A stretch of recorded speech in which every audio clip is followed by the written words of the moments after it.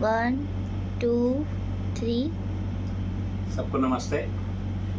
आज आज़ादी की पूर्व संध्या पर अंतर्राष्ट्रीय वैदिक पंडिता श्रीमती श्रुति शास्त्री हमारे बीच में हैं और मैं कुछ ज्वलंत प्रश्न बेटी से पूछना चाहूँगा कि नंबर एक तो जो पाखंड और अंधविश्वास भारतवर्ष में बहुत तेज़ी से बढ़ रहा है, तो आर्य समाज इसका किस प्रकार से टक्कर ले पाएगा, कैसे इससे जूझ पाएगा और इससे कैसे इसका समाधान कर पाएगा, बेटी से जानना चाहूँगा संक्षिप्त में। सबसे पहले नमस्ते सभी को। बहुत ही सुंदर प्रश्न है और बहुत आवश्यक है प्रश्न ये कि केवल और केवल आर्य समाज ही है जो इस पाखंड को समाप्त कर सकता है। और इसके लिए एक ही बात है कि जितना अधिक आप वेदों को पढ़ेंगे उतना ही ज़्यादा आप सही और गलत को समझ पाएंगे। पाखंड क्या है ये समझ पाएंगे कि उसमें सही कितना है और गलत कितना है। हर वस्तु कहीं ना कहीं थोड़ी सही है और उसमें जो लोगों के द्वारा मिलावट की गई है, लोगों ने अपने मंतव्य उसके ऊपर रखे हैं, वो पाखंड का रूप लोगों ने दे दिया है। जितना जितना सही है, महर्षि दयानंद सरस्वती भी कहते हैं कि हर धर्म में, हर मत में कहीं ना कहीं कोई ना कोई बात तो सही है, बस उतनी हमें लेनी है और बाकी नहीं लेनी है। तो बाकी जितना है आडंबर, दिखावा है। एक्चुअली पाखंड से बचाने की बात क्यों कही गई है? क्योंकि अगर आप पाखंड में फंसेंगे तो आप सही मार्ग से हट जाएंगे और जो मनुष्य का जीवन मिला है, जितनी जल्दी आप इसके उद्देश्य को प्राप्त कर लें उतना सही है। तो यदि आप उसमें फंसेंगे तो आप मुख्य उद्देश्य से भटक जाएंगे। तो इसका एक ही रास्ता है कि आप वेदों की ओर बढ़ें और वेदों की बात केवल और केवल आज के समय में आर्य समाज कर रहा है पूर्ण रूप से। तो आर्य समाज को अभी तक बहुत सक्रिय और हो चुका है, लेकिन इससे अधिक और कार्य करने की आवश्यकता है समाज में पाखंड को देख करके। बहुत बढ़िया उत्तर दिया बेटी आपने। दूसरा एक ज्वलंत प्रश्न जो हमारे बीच में है कि अभी 7-8 दिन पहले बांग्लादेश में जिस प्रकार से तख्ता पलट हुआ और शेख हसीना को यहाँ आगरा ये भारतवर्ष में आके शरण लेनी पड़ी, तो हिंदुओं के साथ ये अमानवीयकृत इन नर पिशाचों द्वारा जिस प्रकार से किया जा रहा है, इनको मारा जा रहा है गिन गिन के, तो इसके पीछे क्या एक षड्यंत्र हो सकता है, इसके बारे में मैं जानना चाहता हूँ। ये जो स्थिति बनाई जा रही है, इसका एक ही उद्देश्य है कि उनको अपना राज्य स्थापित करना है, हाँ, इस्लाम उनको बनाना है।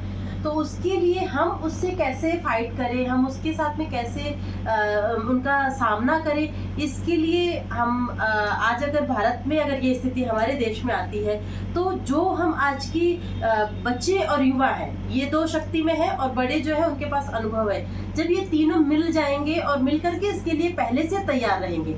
उन्होंने कैसे ये चीज़ कर ली? क्योंकि वो पहले से जो प्लानिंग कर रहे थे वो हम नहीं पहचान पाए और हम अपने ही उसी चीज़ में पड़े हुए थे। और आज कहीं ना कहीं हमारे देश में भी ये चीज़ें देखी जा रही हैं। वहाँ पर वो अपने बच्चों को बचपन से ही, गर्भ से ही अपने संप्रदाय के लिए, अपने धर्म ग्रंथ की बातें जो है उनका, उसके लिए तैयार कर रहे हैं। और हम क्या कर रहे हैं?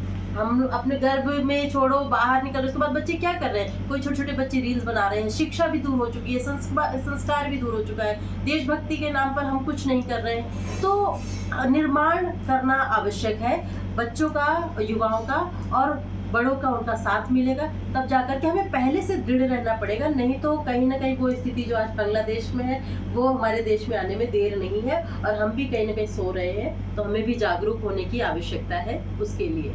बहुत सुंदर बेटा।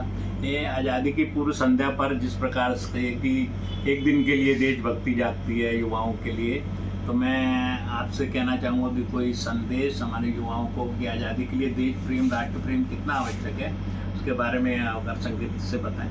जी बिल्कुल।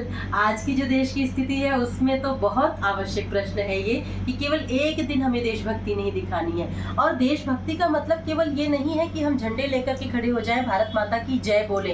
भारत माता की वास्तव में जय सारा विश्व का बोले, कैसे बोले, इस पर कार्य करना है। तो छोटे छोटे कार्य हमारे जीवन में, प्रति क्षण हमारे जीवन में जो भी कार्य हमारे अवसर आ रहे हैं उसमें देखना है कि हम देशभक्ति कैसे कर सकते हैं, इस कार्य में देशभक्ति क्या है, और उसके लिए हमें हर सबसे पहले अपने जो देशभक्त हुए हैं उनको याद करना होगा, उनको देखना पड़ेगा उन्होंने कैसे रणनीति बना करके कैसे जीवन जिया था और कैसे सामना किया था, तब जाकर के हम भारत माता पुनः बेड़ियों में बदलने जा रही है। तो उसके लिए हमें बचपन से ही प्रतिपल हर क्षण देशभक्ति हमारे अंदर होनी चाहिए, केवल एक दिवस में नहीं। बहुत बढ़िया। कहने का अभिप्राय है कि ये आज़ादी हमें बहुत आसानी से नहीं मिली, इसके लिए बहुत कुर्बानियाँ करनी पड़ी, बहुत लोग माओं को अपने बच्चे खोने पड़े।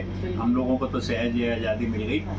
बस अंत में आखिर में कि एक कोई देशभक्ति का गीत आप गुनगुना दें जिससे कि हमारे दर्शकों को थोड़ा सा अच्छा लगे। तो हर करम अपना करेंगे ऐ वतन तेरे लिए, दिल दिया है जान भी देंगे ऐ वतन तेरे लिए, दिल दिया है जान भी देंगे ऐ वतन तेरे लिए। बहुत बढ़िया। बस 2 लाइन और, 1-2 लाइन और, अभी हमारी जिज्ञासा या इच्छा अभी पूरी दी हुई है।